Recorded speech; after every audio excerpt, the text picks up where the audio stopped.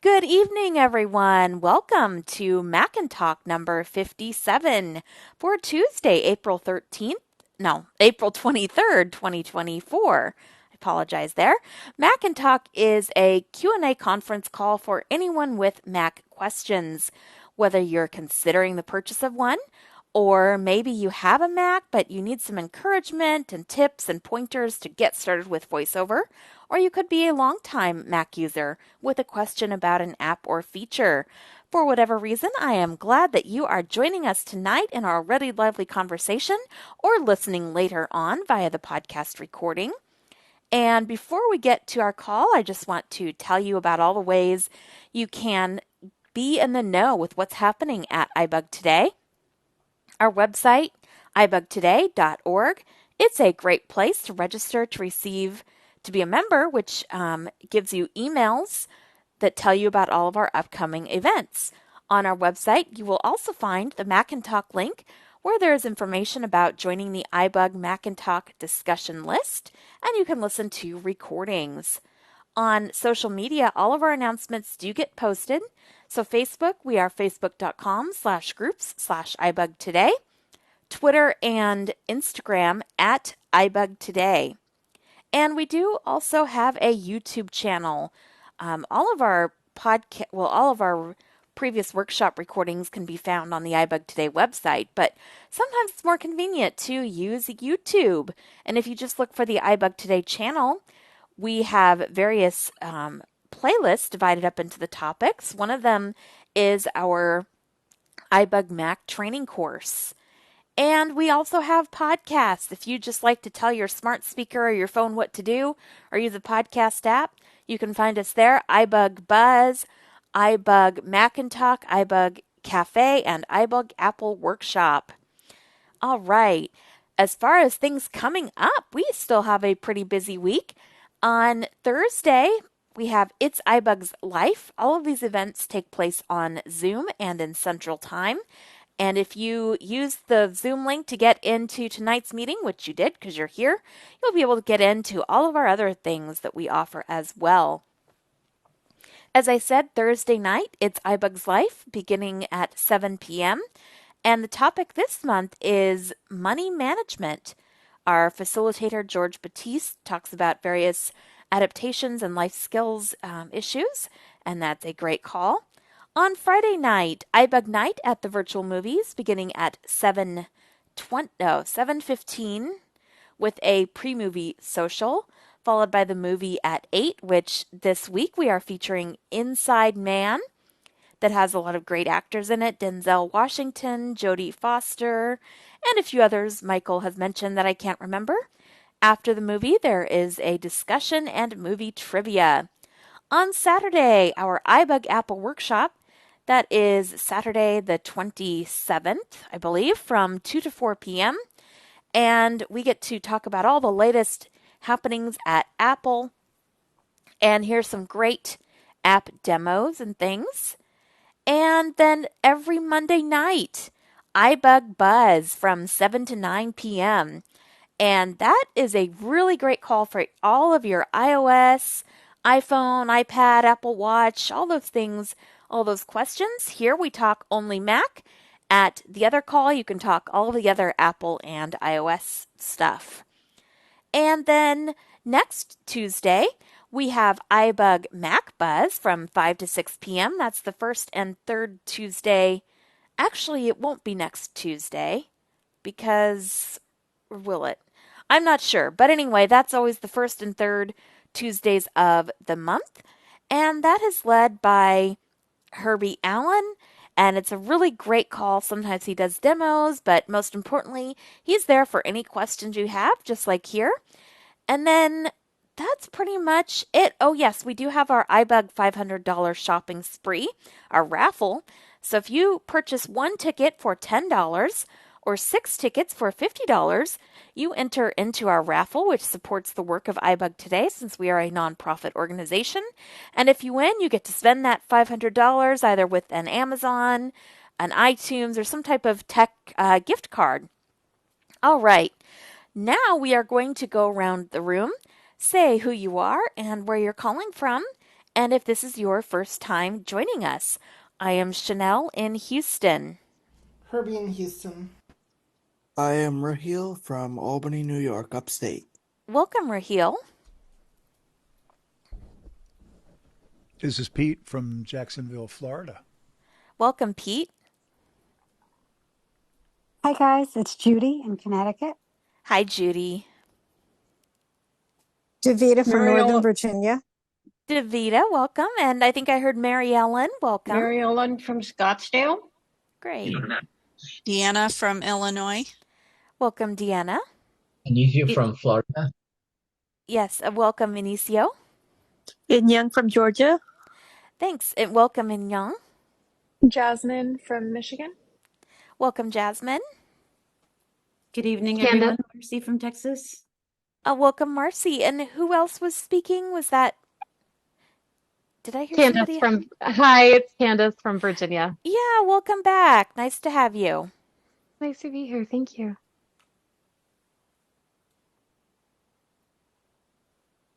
All right, this is Sean from St. Louis, Missouri. Welcome, Sean.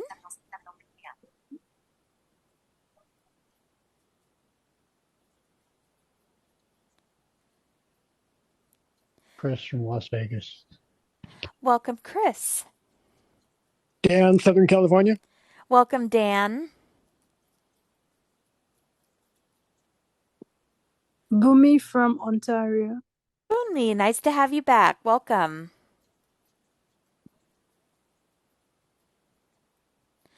All right. If you want to just introduce yourself later at this call, please feel welcome or you'll ask a question. And now it is time for questions. Who would like to get us started tonight?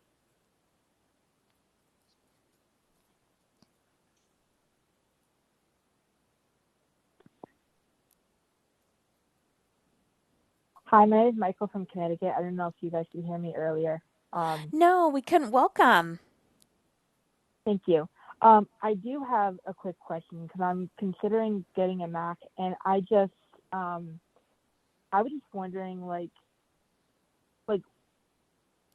do they sell Macs on Amazon? Do you know by any chance?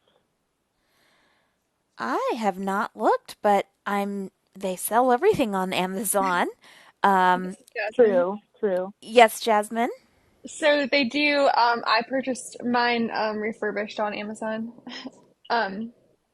So you can. Okay. And if you go, what was go the ahead. difference in price from like if you get it from like Best Buy versus like Amazon? Like, what's the difference in price? There really isn't one. Like it's about the same. Sometimes you Okay. might catch it on sale, which is I just follow things and but they Yeah, I see generally what are you're about saying. the same. Yeah. Okay. Thank you. Yeah, great question. All right. Who would like to ask our next question?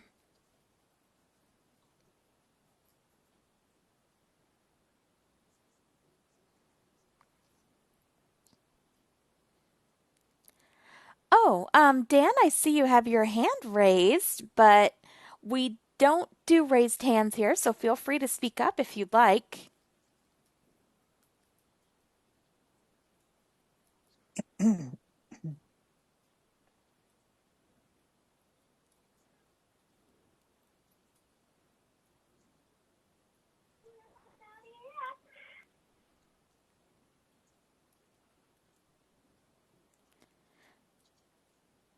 The floor is open if you have a Mac question. So this is Jasmine. I Yeah, have a Jasmine. question.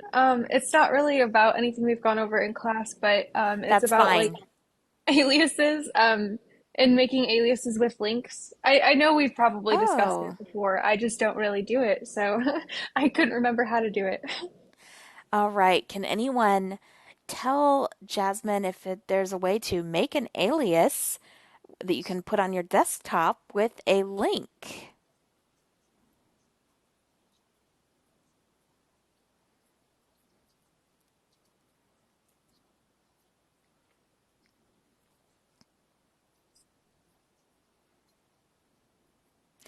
All right. Well, I have not found a way specifically to make an alias.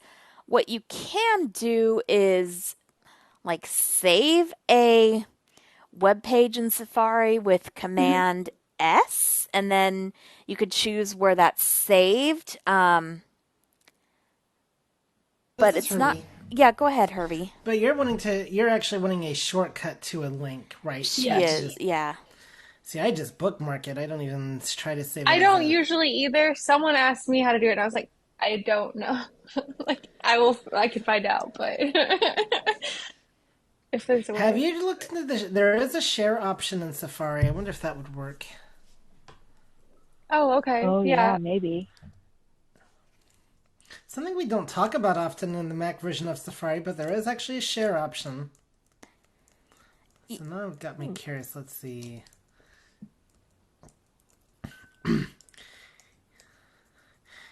By the way, guys, another thing that we have, I was realizing that we do not talk about in the class that we really should is combined iPhone and Mac tabs. So one thing that is really cool is I you can mentioned open. that. Ooh. Yes. Oh, go ahead. But because it's really cool for those that don't know how it works is you can open a page in Safari. Like I had an issue once where I needed to find a page that I was trying to find an app. I forget what it was. I was trying to find something for the iPhone, and I was just not having any luck. But I could use Safari on the Mac to find what I want, and then just leave the tab open and get to it on my iPhone. And so I used my Mac for the bulk of the work, and then used my iPhone to pick up where I needed to. So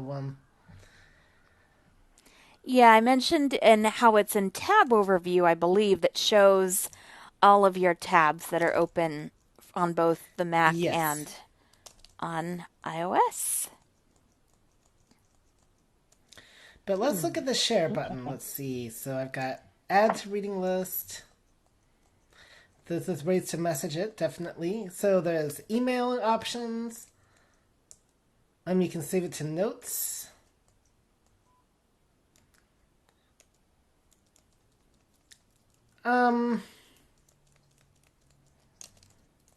Okay, no, I don't see a way to. The closest thing I do see is to save it to notes. But you can edit extensions. Let's see here. Well, our question was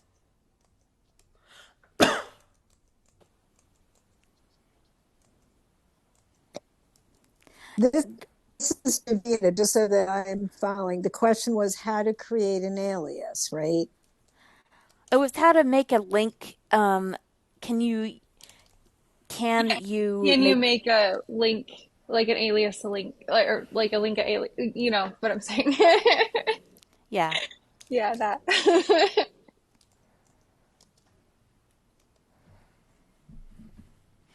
And I know Brad Yeah, I has don't talked know. about save as, but that's not really. The Um, same. Yeah. yeah.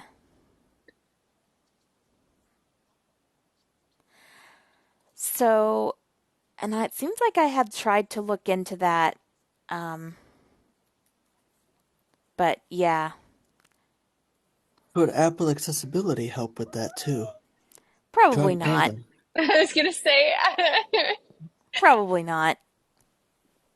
But it's a great question, though. And if I, ever learn of, I know because Eli also had that question for saving Zoom links. Yes, but I think he just did it like a workaround and like saved everything. Like I think he just did it on the computer, like in OneDrive. Like you know what I mean? I Mm-hmm. think he just did it on Windows. I Right. don't think he figured out how to do it.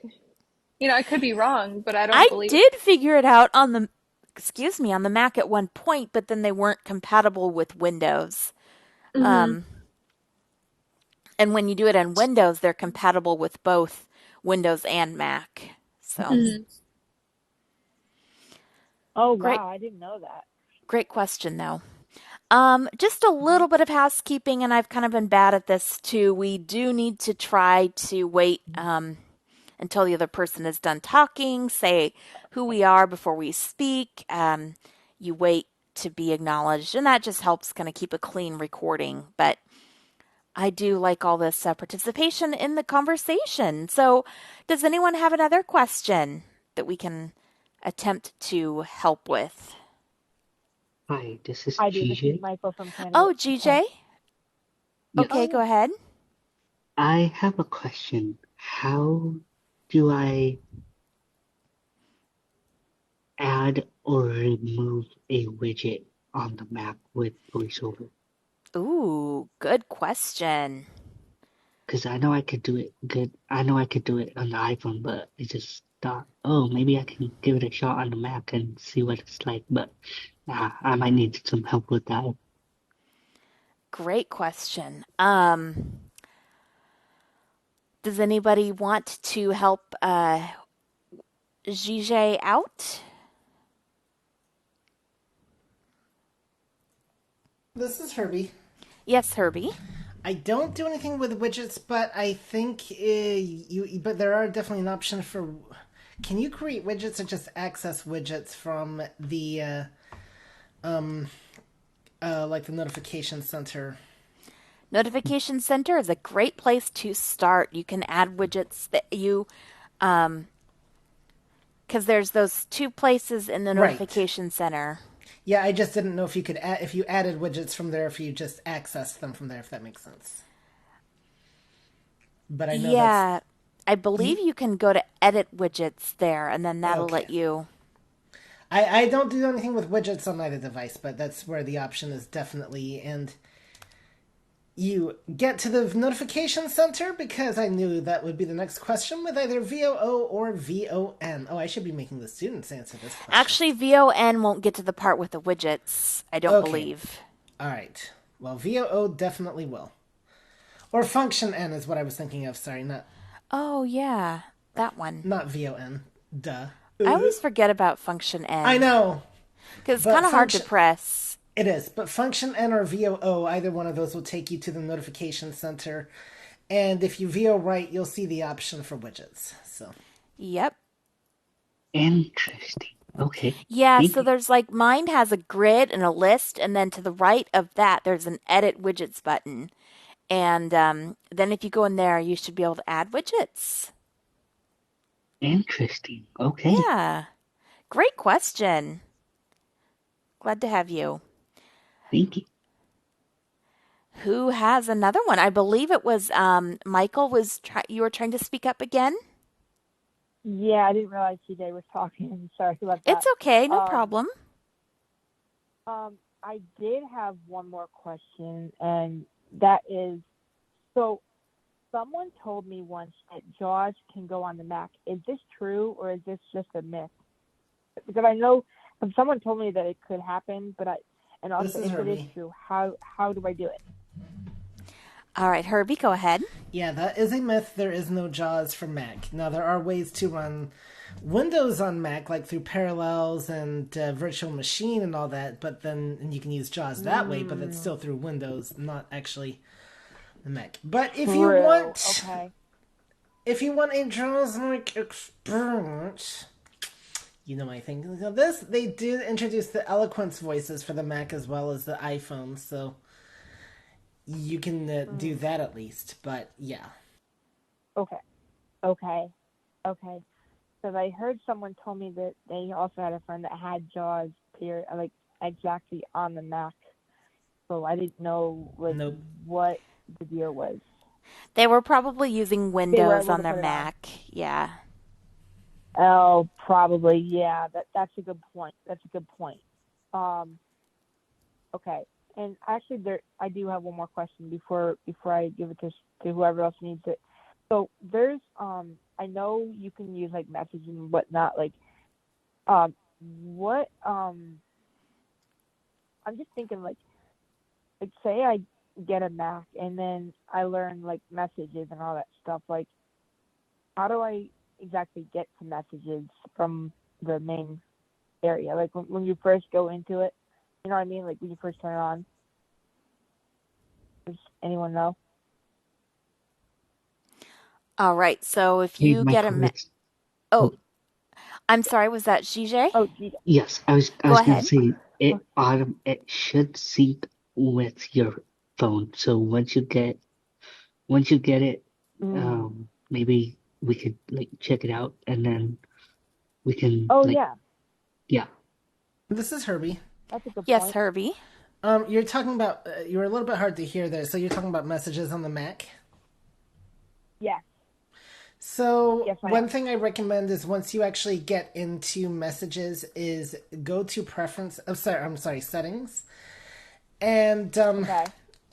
in there you're gonna find two separate tabs. So there's the general tab, and then there is the so interact with the toolbar, and you want the iMessage tab. So don't worry about the general tab. That's some stuff you can look into afterwards. But what you want is the iMessage tab. There are two things and then there's another thing in there called settings that's already selected. You're gonna see. You should see your Apple ID. If you see a sign in thing, then make sure you sign in. Then you see your Apple ID. Apple ID. Make Yeah. sure that enable messages as iCloud is checked. There is a sync now button. You may not need to do that, but sometimes it helps if things are out of sync. And the yeah, now they've changed things to okay, yeah, now you no longer have to check the messages. But the other thing you might need to do on your iPhone is Hmm. in messages in the iPhone settings. You will need to go to allow on other devices and make sure that your Mac is enabled. So that is something else you also want to do on your phone. And those are Oh, some yeah, things that's a to good double idea. check. Michael, have That's a you good ever idea. used a Mac before? You're thinking Only of get once.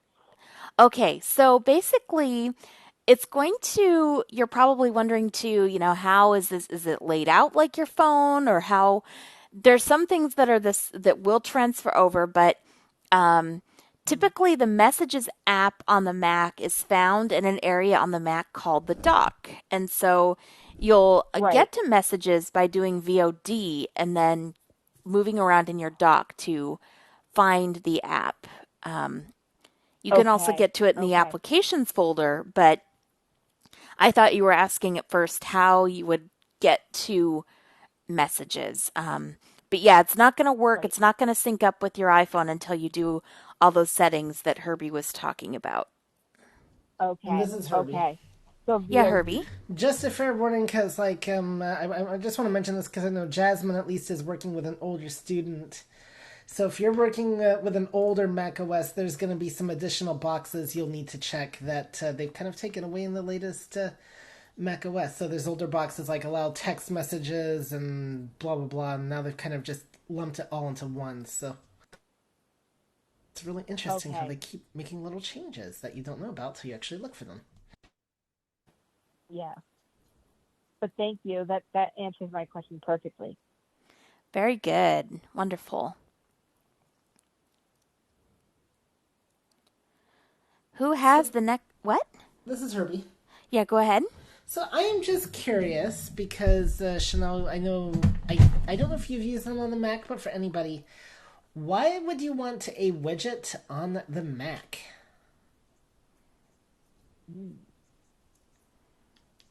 Good question. This is Michael again. Yep. I have a couple of suggestions. So, like widgets, like if say you wanted to make widget for messages, I know iPhone you can do that, but if, say you can do that on the Mac, you might want one for messages or whatever else you need them for. Yeah, so this is Chanel. I'm just gonna. Widgets are. I don't know if there's one for messages, but that's a really good point about how widgets can make it so you can see things that you want quick access to. You want widgets to not really have a lot of info, but they can show updates quickly. For a while, I had a widget for weather on my. The thing with the Mac now in the latest OS is you can have widgets on the desktop So you don't even need to do VOO. Um, there were a couple, I accidentally had the weather widget duplicated a bunch of times on my desktop, but you can do that. I have a widget, or I did have a widget in the widgets area for my Duolingo app. And on Silicon Macs, the ones with the M1, M2, M3 chips, whatever, they can support iOS apps. I have a Duolingo app on my iPhone that sometimes I might open on my Mac, and so I can show some of those iOS widgets on my Mac. Have I found much of a use for widgets? It was more of a cool thing to try. Sure, maybe looking at the weather is neat, but I can also just open the weather app. So, because if you don't, because they, I don't know. Does anybody else, are there any widgets that anyone here uses on your phone that you might think would be useful to have on your Mac? This is Raheel, Cisco again. I didn't. Okay, Raheel, and then I've heard somebody else, but go ahead, JG Raheel. after working. Okay, I Raheel. barely use widgets and stuff on my phone, so I don't know enough about how you do that on a Mac with transferring it from the iPhone. All right, and GJ? I use the batteries widget on my Oh, phone. yes. I use the Mm-hmm. battery widget, weather widget, uh, Google Calendar widget, or calendar widget rather, and I use the sleep widget on Oh, the I didn't iPhone. realize there was a sleep widget. Cool. Yeah. Uh-huh. So this is Herbie. Uh-huh.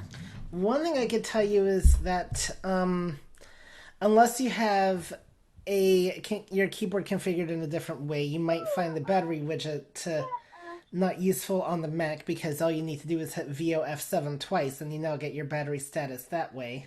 But the battery widget, I'm sorry, I'm going to interject.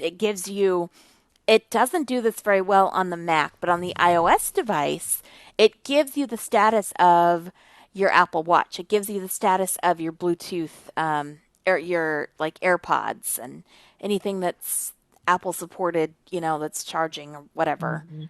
So VOF7 is not Interesting. going to give you all that. No, but you're saying that doesn't work well on the Mac though anyway.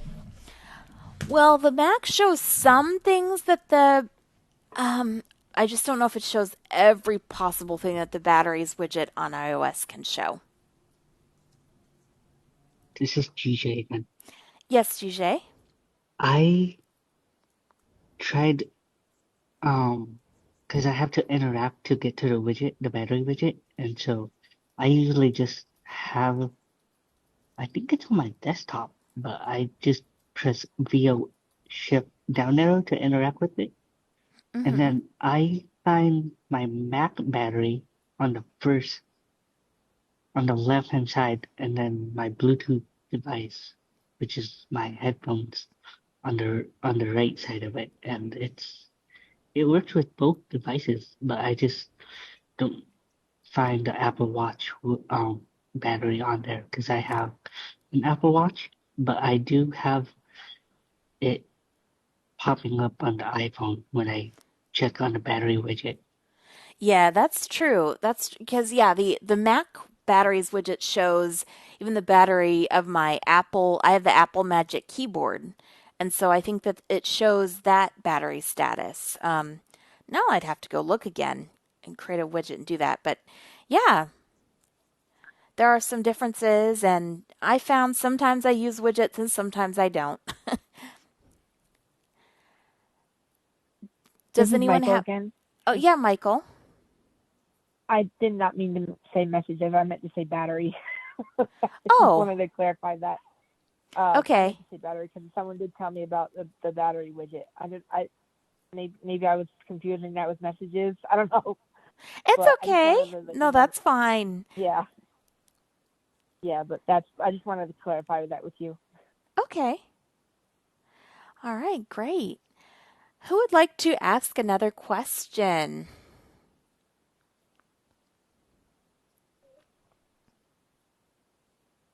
Raheel, Yes, Raheel? how do you write a resume on a Mac on a Mac and format it? Do you have to use Pages and format it a certain way, or because I'm going to a career fair and all that in the summer, so during National. Okay. Um, has anyone written a resume on the Mac, and what tools did you use?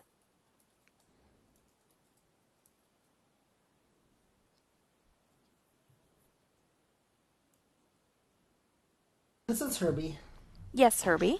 Well, I think there is a resume formatter template in Pages, but I would definitely do Pages or Microsoft Word. I would not use TextEdit for a resume. At least for the actual formatting. I mean, you can always use TextEdit to kind of write down like what you're gonna say, but yeah, I would use Pages for that. But if you're gonna have it in the digital format, I would have it in MS Word, have it export to an MS Word format, so that way it'll be compatible with the. We are hearing some squeaking. All right, but I recommend you export it to an Word format, so that way the Windows users will be able to see it. So that's what I recommend, though, for that. And Okay, one thing to be thank you. mindful, though, with exporting from Pages to Word is you can lose some formatting. So it might just be better to use Word on the Mac initially.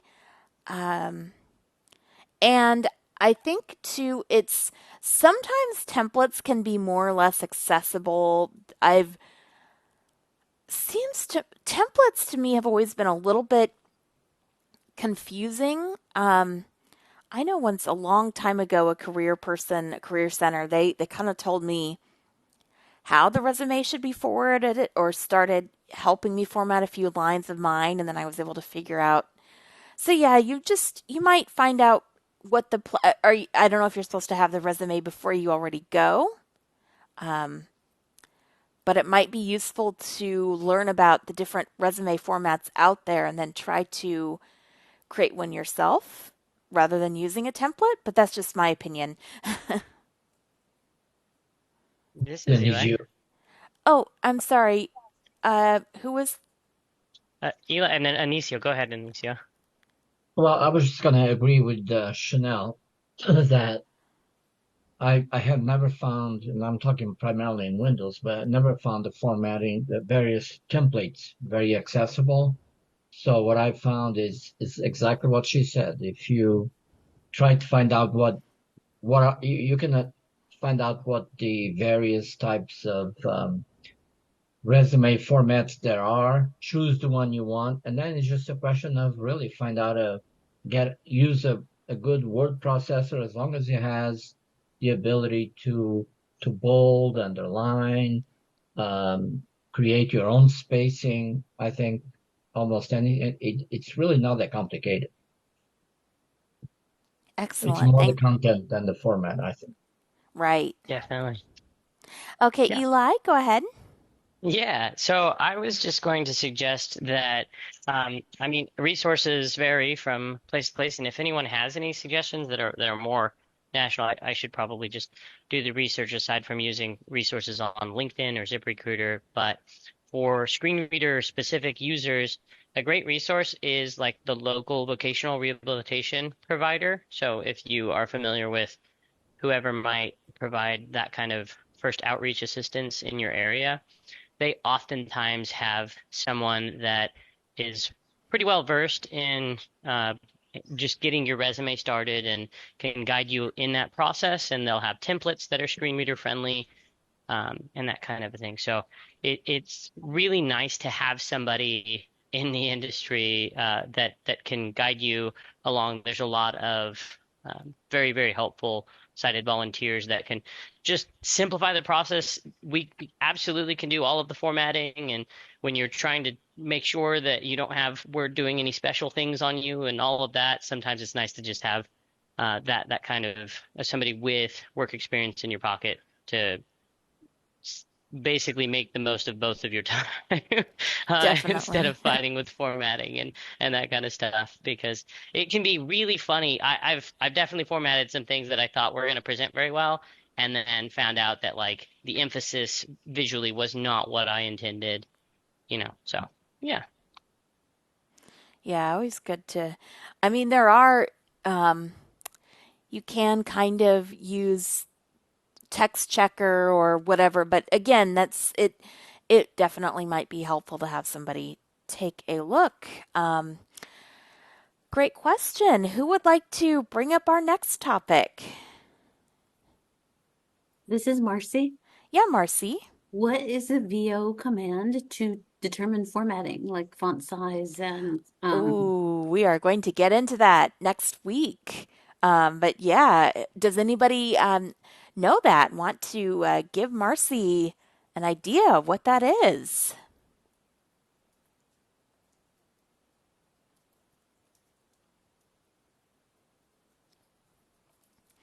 All right. Well, I am not hearing any eager people, so what you can do is VOT, and I'm in this text edit document right now. I'm taking just some notes on this call, and it said VOT 12 point Helvetica line left. I think Helvetica is the default in text edit. But so VOT will tell you the font where your cursor is at.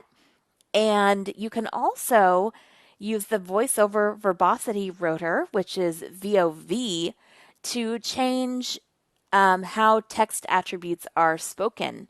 And so that'll tell you when they change. And we'll demo that some next week. But those are your key things. You can also use text checker, which if you have keyboard commander on, you turn keyboard commander on with VO Shift K. Then you use right option D for text checker, and it checks things. It's not as elaborate as the text analyzer in JAWS per se, but it will detect extra spacing between words, mismatched capitals, and it will allow you to move to different misspelled words. There are a number of ways to do that, but the text checker is one of them. Thank you. You're welcome. There we go. So everybody now you've had the text edit lesson, so we don't have to meet next week. No. This is Deanna. That was VOD. Was the text checker? Right option or your option key D. Option. Yeah. Okay. Yep. Thank you. You're welcome.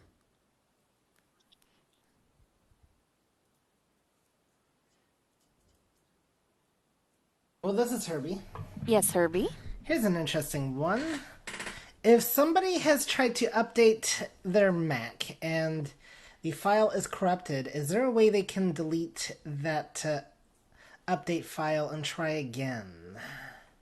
Because I think you've had some experience with corrupted updates and whatnot. No, I think that was you. I don't know. Because you helped one on the person. Windows side, I know I have. I don't think so on the Mac side. No, you helped a student once but I don't remember. Yes. You had to do something in Terminal. Oh, that's right. Yes, I'm remembering that now. Okay, I'll go look that up again. There's a terminal command that I had to do. Alright, I'll look that up. But yeah, you're right. Because I'm helping somebody else that's having that issue. So Oh no.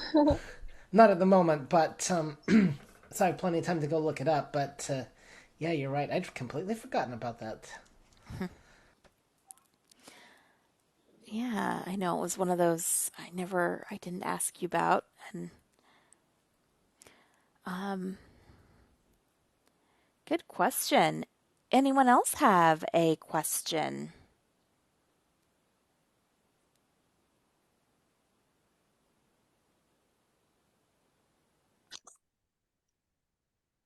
This is Dan with a question. Yeah, Dan, go ahead. Okay, you said a while back that when you install an app on the Mac that you cannot use the App Store. I'd like to install ACB Link. So can you run through the process of how to install an app on the Mac when you're doing it from a website? Okay, so I think what I said, there are definitely apps in the Mac App Store, but there are more apps you'll find for the Mac that are available just on the web. I think ACB Link is in the App Store. Um, I believe that's where I got it, but um, does anybody remember about where has anybody else received or downloaded the ACB Link app?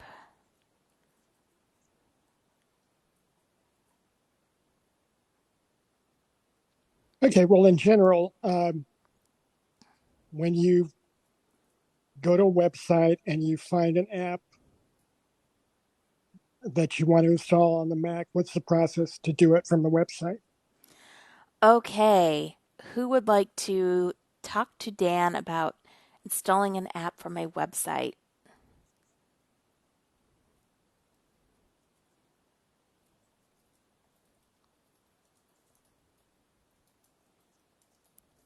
This is Jasmine. Yeah, Jasmine. Okay, so if you're when you find the app, as long as it's from the correct site, you can click. It'll say like download or something. It just depends on what you're doing, but then you might get a message that asks if you want to allow the site to download to your Mac, and you would just click allow, and then you would find it in your downloads. Okay, and once you Yeah, find it in the downloads folder, what do you do then? So I think it kind of depends on the application. Like it might be an installer package, which you'd have to open, or you could just move it to your applications folder, depending on the kind of app. Because very I've good. done both. Yeah, so typically when you download an app, like Jasmine said, it'll really depend what the file type is. Some apps are DMG files, and so you open those, and then that kind of the Mac acts like it's a drive or volume. So it shows you a bunch of files in this DMG, and you find the one that gives the name of the app.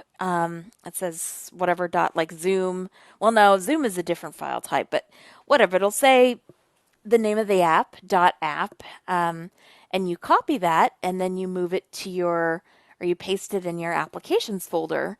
And like she said, other applications are PKG files. You can just open the PKG and it just starts installing. Um, How do you so open the PKG?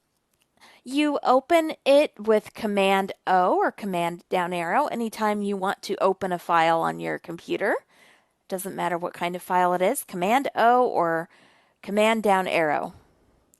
VO Oh, space will usually work too for some. I never use that though. I typically do Command down arrow. okay, and then you find the file that says app that has the app name, Mm-hmm. and then you like I said, you copy and paste it to in your applications folder. Yeah, you find your applications folder in the Finder, and you Command V to paste there. Okay, I'll give it a try. Thank you. You're welcome. Do you have a particular app in mind that you want to install? Well, yeah, ACB Link is one, but you say it's probably available in the App Store, so I'll look in the That App I Store think is first. in the App Store. Yeah.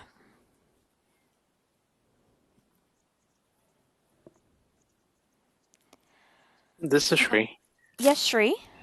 Just to get a clarification on what Dan said, when it's a PKG file and you download it and you open it up, is there actual application file that you copy, is it or is it some other file name, or is it the application So file not itself? with a PKG. I don't think a PKG file is that is like a self-contained installer. But if you're opening a DMG, there is a file in there that you copy. So going back to that PKG file, what is it? Do you know what you typically look for when you download it as the installer file Well, there'll or the be a application link that file? says download on the website. No. Let's say it's already downloaded and you've opened it up. It's the PKG file. You open it up. There's going to be a bunch of files, I'm assuming. Not in a PKG. In a Okay. DMG, there will be. But on a PKG, so once you um, open it, there's only one file to copy and paste. Well, I think a PKG is a self-contained installer, so it does all the copying and pasting stuff for you. But DMG files are more. so will the PKG? I'm just trying to figure out. So will the PKG get like maybe installed in the where does it get downloaded to copy it This so you is can put it Herbie. in the page? Yeah, Herbie.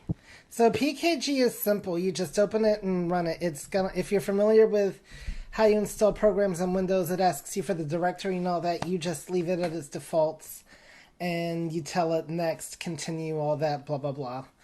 So PKG is extremely easy, and you can just open it, run it from your downloads or wherever it happens to be at, and it will install in the directory. Now a DMG, that works a little differently. That's where you have to copy the app into the apps folder and then run it that way.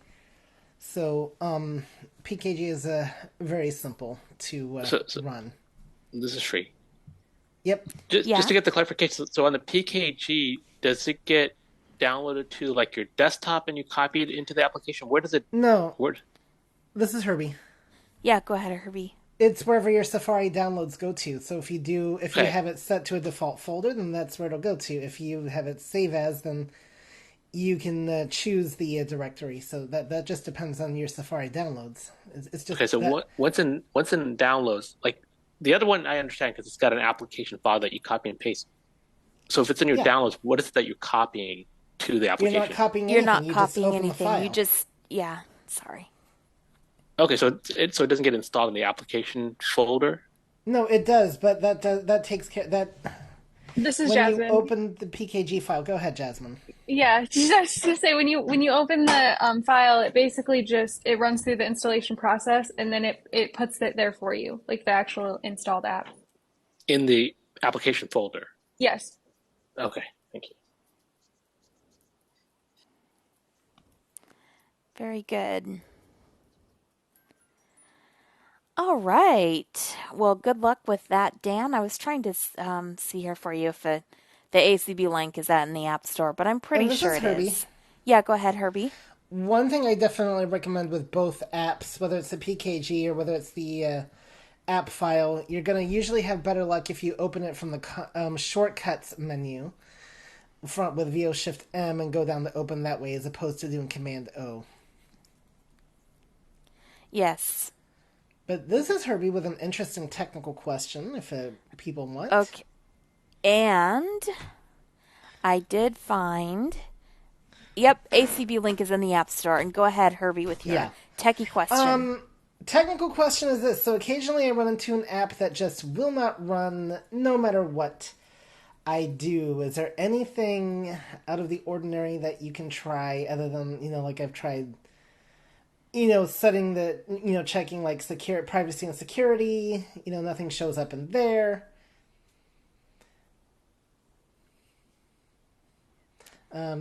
Opening, like once the app is installed, opening it from the shortcuts menu, I can have it show package contest, but I haven't the faintest of what I'm looking at with all those files in there, so, a little. And it's very rare that you run into this, but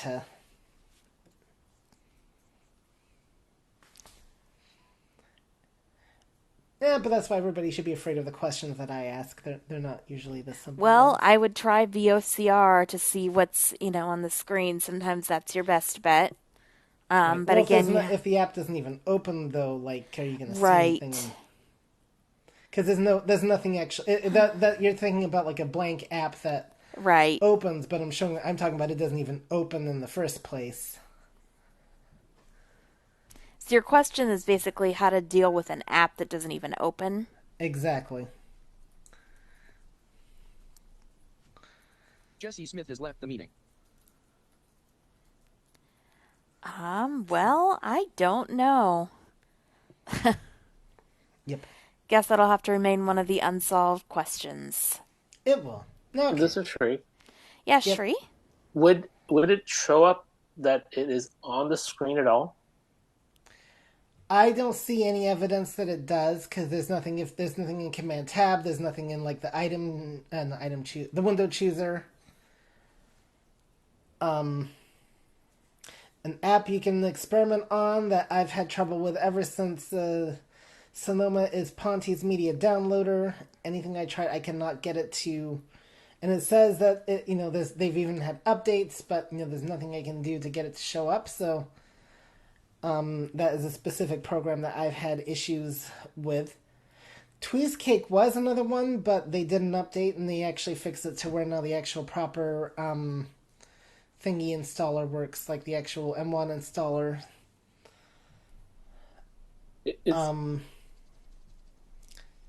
So that's a specific. It's a free app if anybody wants to try it. So yep, go ahead. Yeah, go ahead. So is there a thing that you can run to see the applications that are running on your Mac? Would that tell you that this app is, even though it's not open, it's running in the background? This is Herbie. Yeah, Herbie? Yeah, Clean My Mac would be the one that would probably tell me if there's actually anything running. There's also, though, the activity monitor. That's what I was thinking. The activity monitor. Yeah, that's what I was thinking. Would that tell us that the application is somewhat running in the background? It might. It might. This is Eli. Yes, yep. Eli. Yeah, I'd venture to guess that it's failing to start outright if you're not getting any kind of prompt, any kind of focus change, or anything with voiceover. And I don't have enough experience on Mac to kind of walk through this, but I would imagine kind of a natural step would to be actually to try to execute the app using terminal and see if you get an output like a failed to start or some kind of response in that when you deliberately run the application in terminal.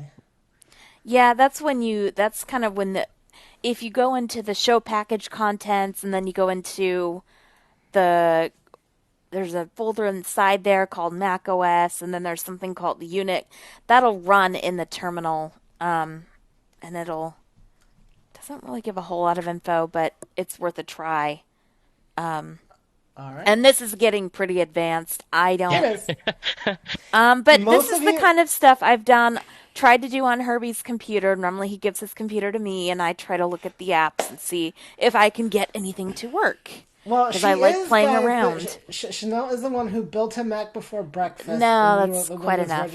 I'm also the one who's, thinking about that potentially the Python class is a bit over my head. So, Anyway, let's move on to another topic.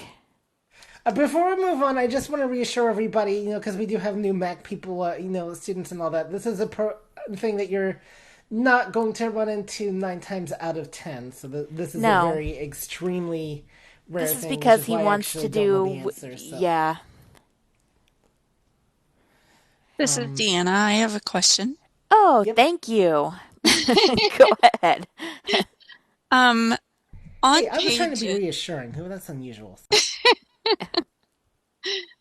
On Pages, I'm in the menu, and in the edit, I'm in the edit menu, and if I arrow down to speech, it says start speech and stop speech. Does that mean you can do dictation for Pages? Is that what that means?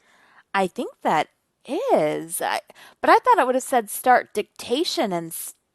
I know, and that's it. Here, let me. This is Herbie. Yeah, Herbie. I don't know for sure, but I would actually interpret that as a start speaking. I would interpret that as a speak screen equivalent for Pages. Like you would use the system voice rather than the voiceover voice to read the contents of a document. That's what I thought, but when it says start speaking and stop speaking, I thought, because it's 2 different buttons, I thought, well, right. the way I it's guess worded, try I just wasn't sure. is try hitting the button, and if it doesn't talk, then you try talking to it, then hit the stop button and see if it writes back what you say. Yeah, I mean, that's yeah. Let's see here.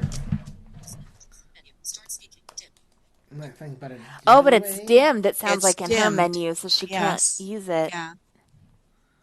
Well, let's see. If I go to command, This is Sri. Does what? does the page have to be highlighted for it to do that?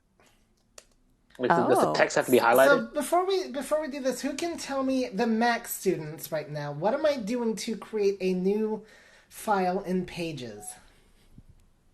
Command N. Yes, very good. All right, Universal. Even though we've never covered Pages, you can already know that one. Just like if I go to Keynote and I want to start a new PowerPoint, somebody who is not Deanna, tell me what command would I press? Oh, and who is a Mac student? Right here. You're no former Mac student, so I know you know this one. Current Mac student. You said create a new PowerPoint? Yep. Command N. Very good. Very good. Just some important things I want to make sure you understand about the Mac. Okay.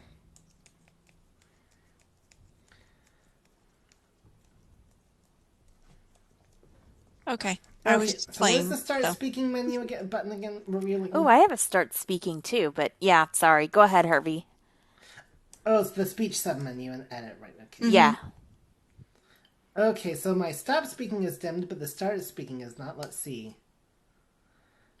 Okay, I am now speaking. Are you dictating? I don't see any indication that you are just by looking at this thing, but I'm now going to find out.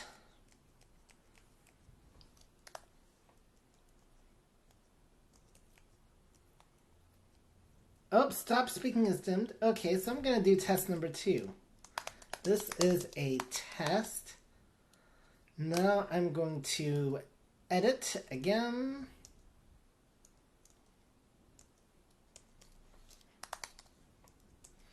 And by the way, in the edit menu, if you type in SPEE, that takes you right to the speech menu. oh, okay.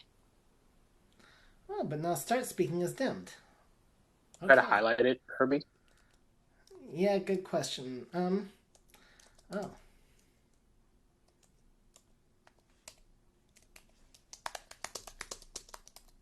It didn't actually write in the thing. Okay. I think you Now might I'm gonna need to go to- interact. Yeah, I forget that. Okay, yeah, I was right. It uses the text-to-speech voice to read back what was written in Pages. Oh, okay. So, Okay. a great sighted tool because, it'd be a great way for a sighted person to read a document out loud, for instance. Mm-hmm. But something that I don't think, unless you have a different voice, for your system voice, and you want to hear it read differently, not one that's probably going to benefit us much, but yeah, it speaks aloud what is written. So there you go. Okay. Yep. Thank you. And by Great the way, question. guys, What? yeah, great question. And I've never explored that feature before, so I Yeah. And current students, who is not to Deanna, because I know you know this one. How did Deanna and I and Chanelle get to our menu bar in Pages? VOM. Very good, Jasmine. All right. All right. Excellent. Who would like to ask the next question? My next question is, I hope I you're have a, understanding, students, how a lot of things are very uniform throughout various apps. Okay, go ahead. I think that was GJ? yes, I have a question. Sure.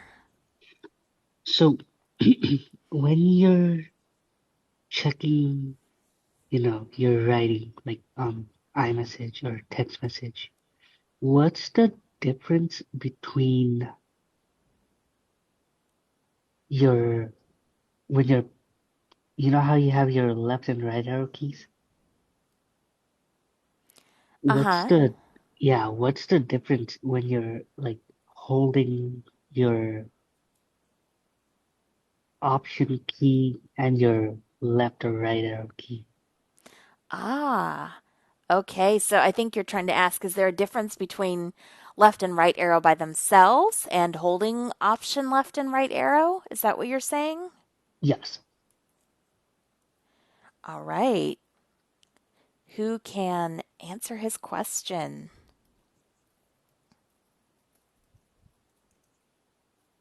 Raheel, Yes, Raheel. can you repeat the question again? What's the difference between holding your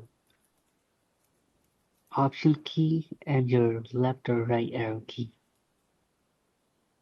So you mean the VO keys, right?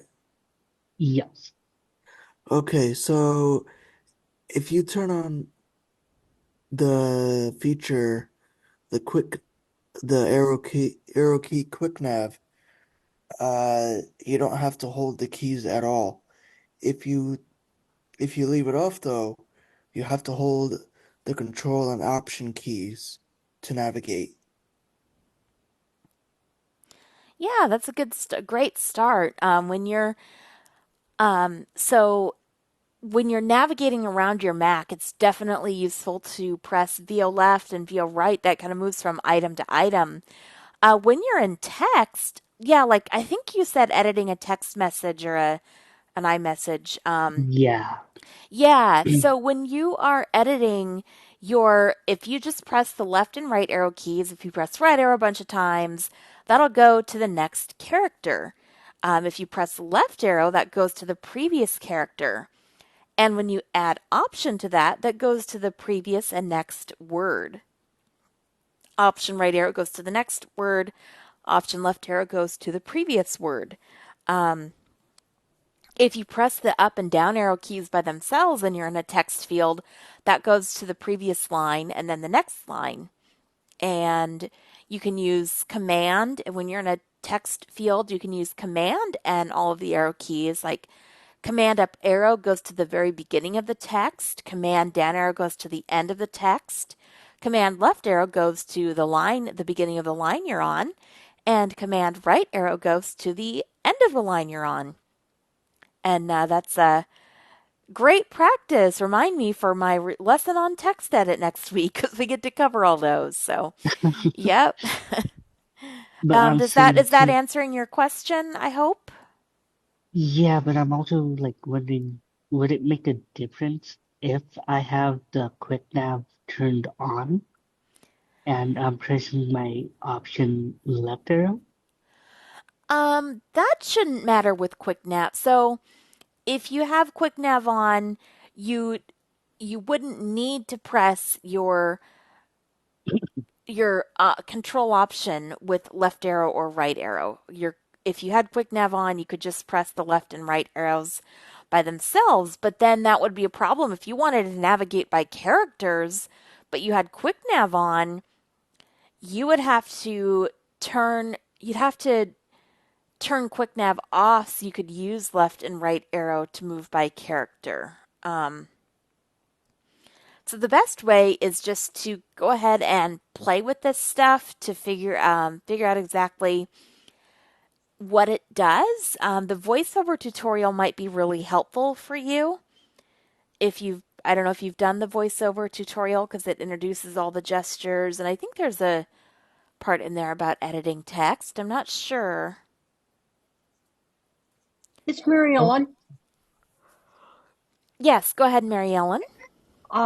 Also do a VOK, which will take you into the keyboard mode, and you can experiment with these different key combinations, and it won't hurt anything. Excellent. Yep. That's the first thing we cover in our first lesson. Great suggestion there. It's Jesse. Yeah, hi, Jesse. Hello. Yeah, another thing you can do is within the um, uh, what we were talking about when you push right and left arrows, Mm-hmm. the what do you call it? When you push right and left arrows to engage the Quick Um, nav? quick nav, yeah. Yeah. You can push like up arrow and right arrow, and it'll go around a rotor, and you can go characters, words, Yep. and my favorite is sentences. When you have longer documents, uh, go to the sentences part of the rotor, then just up and down arrow to get sentence to sentence. Definitely. That works too. Um, yeah, I have not done that with QuickNav. I normally QuickNav just drives me crazy because you can't really seems like you have to turn it off to be able to, you know, edit text or at least to maybe not to edit text, but to really if you're trying to write and then you're trying to move around the text with regular arrow keys, that might conflict with QuickNav. But yeah, Yeah, the this quick. this is. Oh, go ahead. I'm Go sorry. ahead, Jesse. No, I was. Go ahead. The most annoying thing about QuickNav is, you go to something else and it won't work right, and you Mm, forget that you've got QuickNav on. So yep. always remember to turn it off. Yeah, that's the thing. Definitely. But I love that there's so many ways to do things on the Mac. And back when I first learned my Mac, I was doing the quick nav all the time.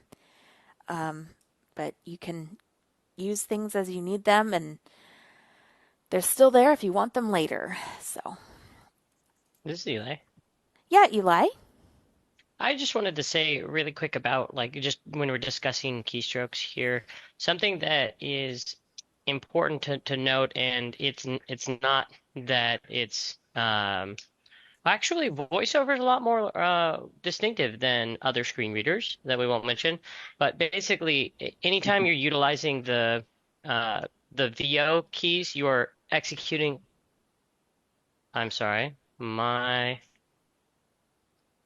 I'm not able to stop my voiceover speech at the moment because Oh, why not? well, Oh, we're there it not is. It's hearing. because Okay. keyboard help us. Okay, great. Sorry. Yeah, it just threw me completely. I apologize. Okay, so it's because I had keyboard help on. That's a great reminder that control does not work when the keyboard Yeah, help is enabled. exactly. Yep. So, anyways, you have command. We have voiceover commands, and then we have commands that are universal to Mac. And it is important to note that, like, say, Yes. Command N it's a Mac command. If you're navigating your text using Option and right arrow, or just even the arrow keys with Quick Nav off, you're actually just using Mac keyboard commands. Yep. And when you toggle Quick Nav on, you're telling VoiceOver take over that keystroke for me. And so that's Mm-hmm. where right and left arrow effectively become the VO right and left arrow commands. And obviously there's lots of fun stuff with quick nav, but it just the reason I'm wanted to kind of make that distinction is it can be nice to know when something is kind of universal and when it's specific to voiceover. And you Right. you kind of make those distinctions. And another thing that might be confusing is say I, keyboard help is for voiceover commands. So if you go into a text edit document and you do command down arrow, command up arrow, you're not going to hear go to beginning, go to No, end. you're not. But there are lots and lots of help resources out there There in are. spite of that. So it's just neat, and maybe that was causing some confusion. So like a great one that shows the different behavior of voiceover versus like standard navigation is if you're on your dock.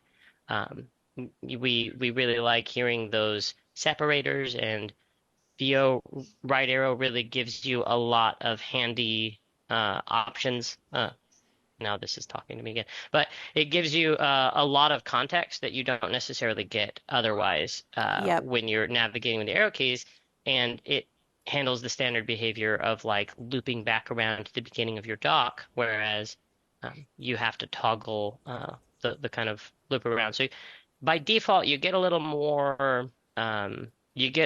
information using the VO right and left arrow as opposed to the other. It's a lot more usable. Like it's usable in everything from the control center to the notification center to, just getting around an application. You can use those VO keys where the arrow keys are a little more restricted to the navigating with the dock or the menu bar.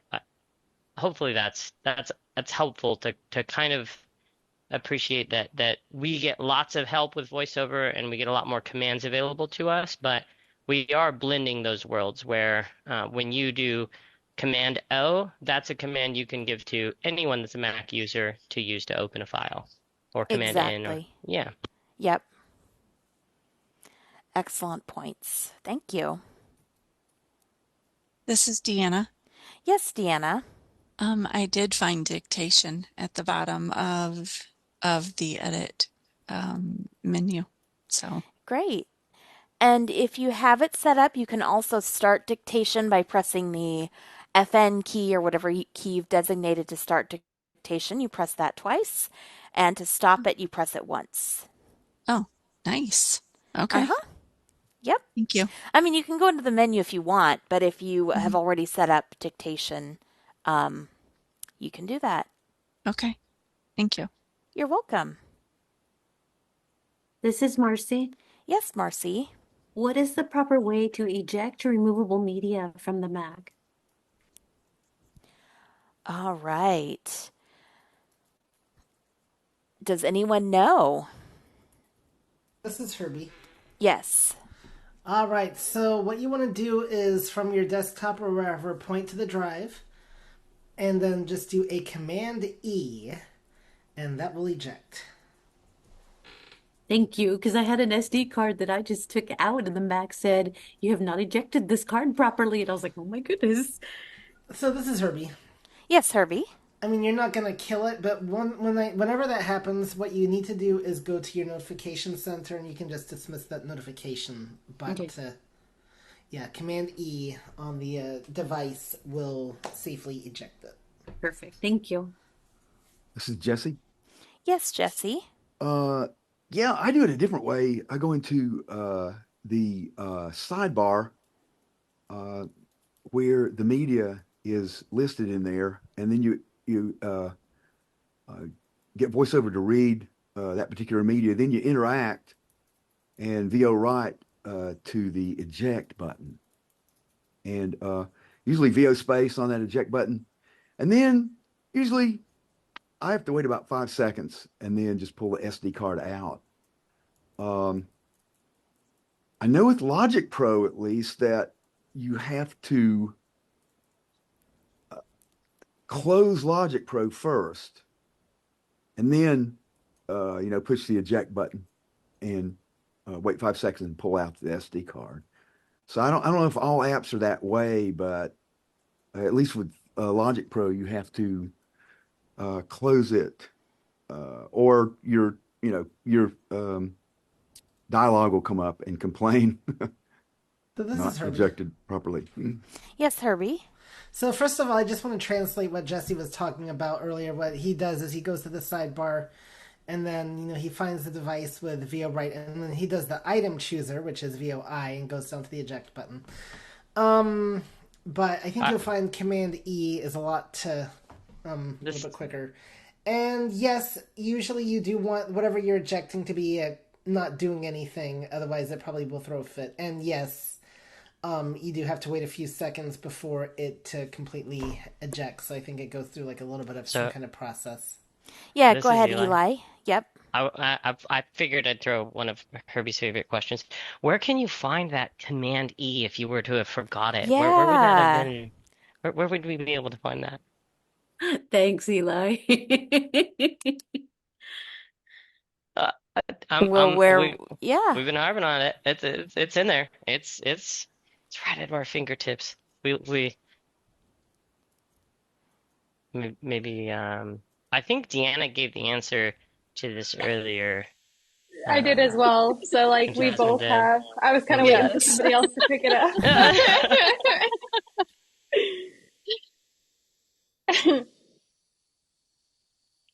So it's really fantastic, and we learn all about the magical menu bar in the Mac class that is offered by iBug today. But basically, when you are on a file and we say you found that drive, you can jump up to the menu bar, and in the file menu is the option for eject. You can just select it with return if you want to.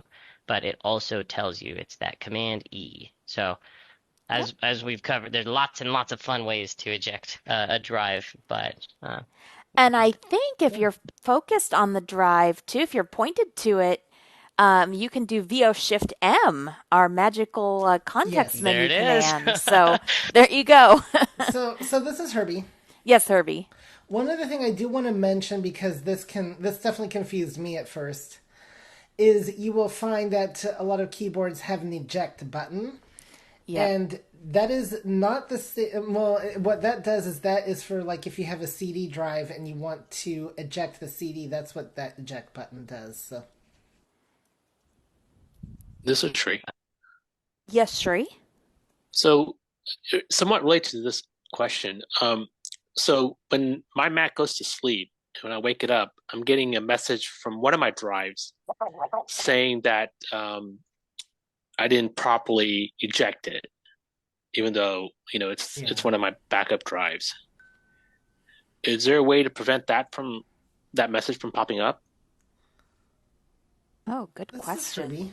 Yeah, Herbie. I wonder if there's like your drive has any kind of sleep mode, because I think what's happening is it thinks that you're unplugging the drive and it doesn't realize that it's just going to sleep. I guess would that be a setting in the drive itself? That's what I think I would look for. Okay. You could also check with the manufacturer as well, just to say, hey, my computer goes to sleep, but the drive thinks it's being ejected. That's one of those technical questions that. This is Eli. Yes, Eli. Yep. What's in your Does machine the mistake? drive itself have an external power source, perchance? I was Uh, thinking about that. no. So that could be something that I in terms of those max settings, I have not played with them, or if there's an option for increasing the amount of power draw that is permitted when the Mac is asleep. But it sounds like that could be the case, is the Mac is going to sleep, and one power saving feature is to reduce the amount of power the ports can deliver, so they kind of go into like a trickle charge mode, if you will. And the hard drive it's a beefy little device that likes its juice and might be going to sleep because it doesn't have enough power to stay active. And then the Mac is detecting it. It's detecting that it has disconnected without going through the proper procedures. So from a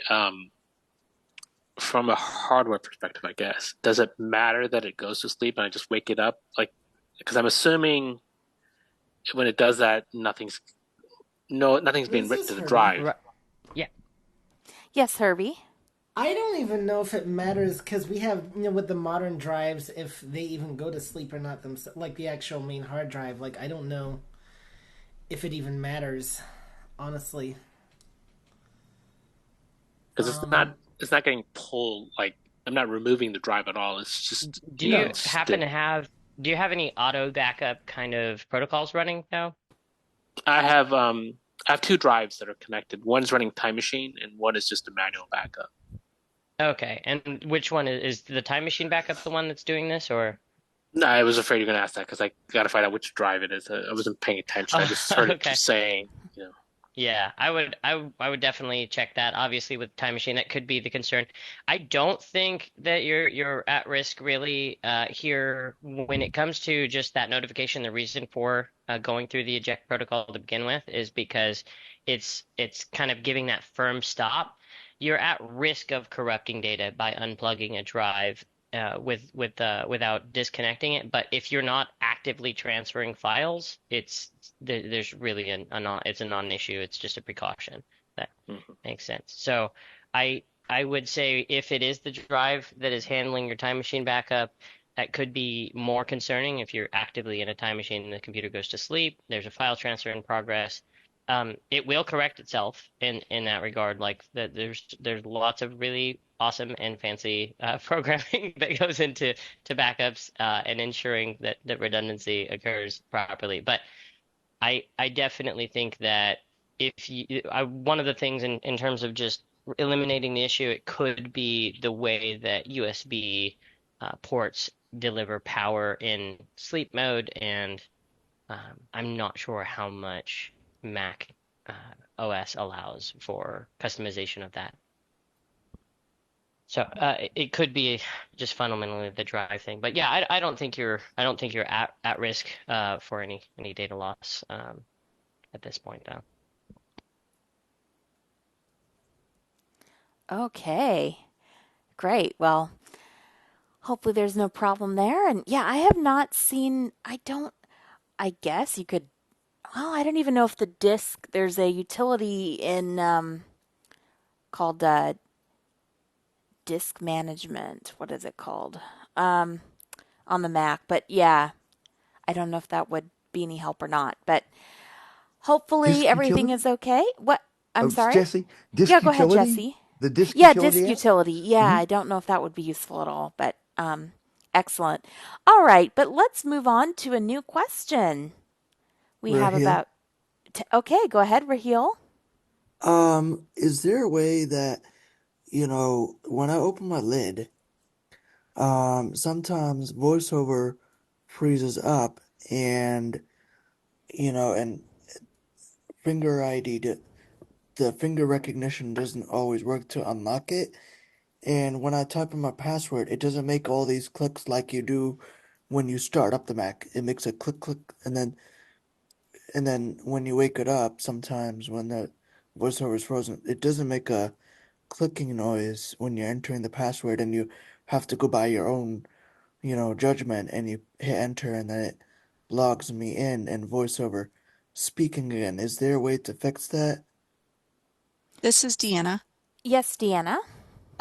Mine does that too. And what I found that I have to do if I want to hear the click sound is I have to press Command F5 to turn off VoiceOver and then Command F5 to turn it back on, and then it will do it. Oh, okay, because I have the M2 MacBook Air, Hmm. so I use the command and the fingerprint button to do Right. the My navigation. fingerprint won't work half the time, most of the Yeah, I time. wonder So why.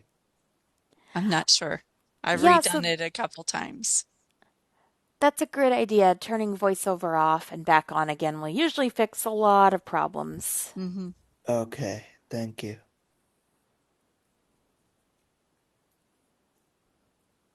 Oh, and one more thing, Chanel, is Uh-huh. that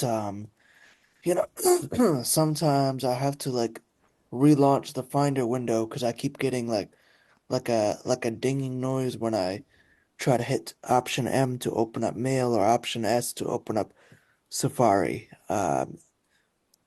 Do we know why that would be sometimes? Okay.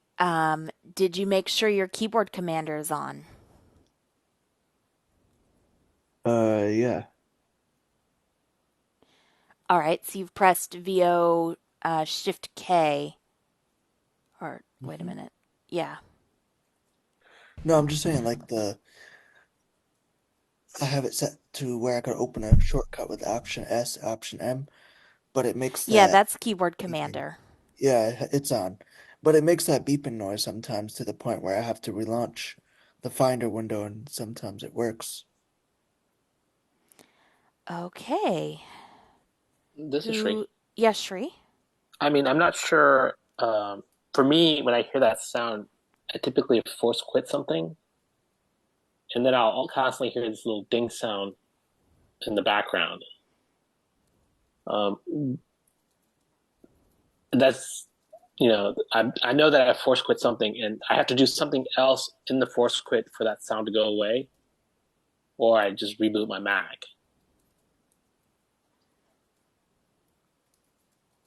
But maybe mine is not what.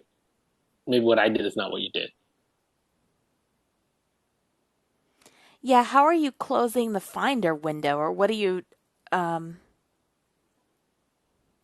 Well, as soon as I wake it up, I notice that it uh it makes a beep noise, but it doesn't sometimes it won't open my mail app or whatever, so I have to force quit, relaunch, and then Finally, it reopens again. This is free. Yes, Free.